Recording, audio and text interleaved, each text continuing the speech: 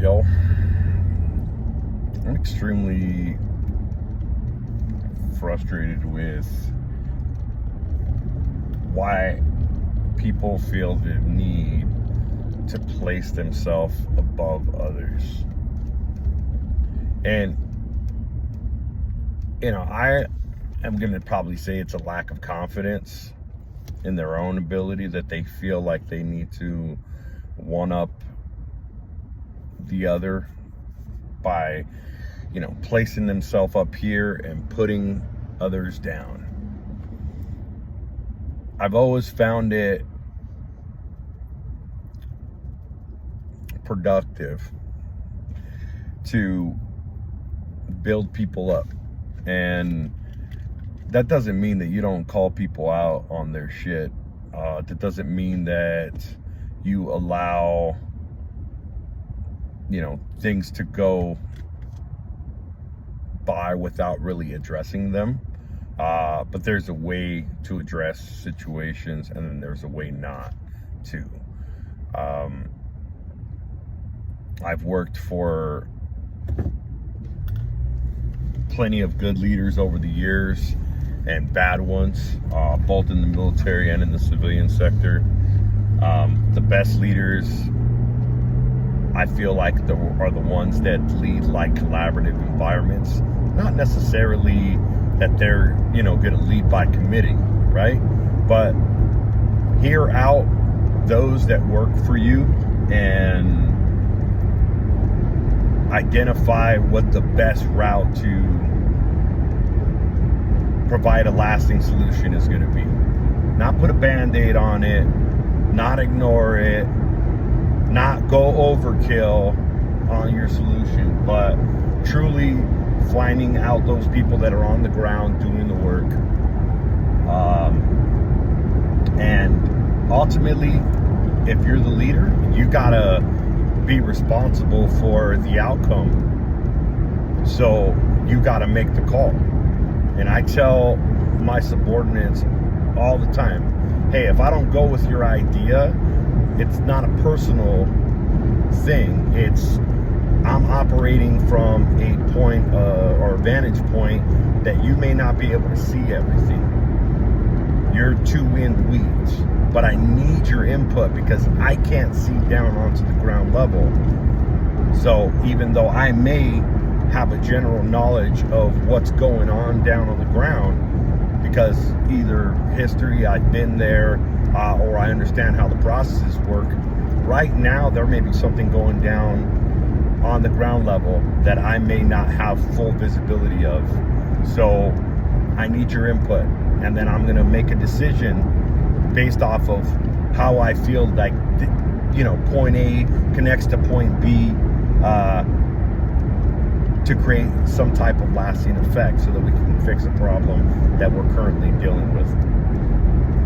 I've been dealing with individuals lately that like to put themselves on a pedestal, that like to degrade the work of others. They like to discount the opinions of others because they feel like they're gonna look somehow less, or that their opinion is going to be lessened because they didn't come up with that great idea.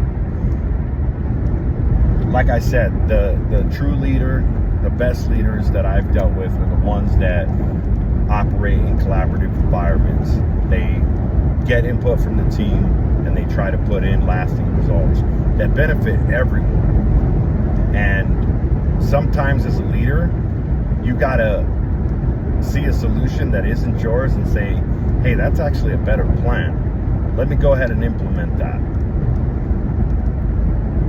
Because if it frees you up to be able to, see the field better, or to not have to deal with this thing that's down in the weeds, then you're in a better position to continue to push the ball forward, to continue to produce results, to continue to make things happen for those people that are relying on you to make things happen. I'm trying to sort through these thoughts as I'm going through my day. Had some recent changes that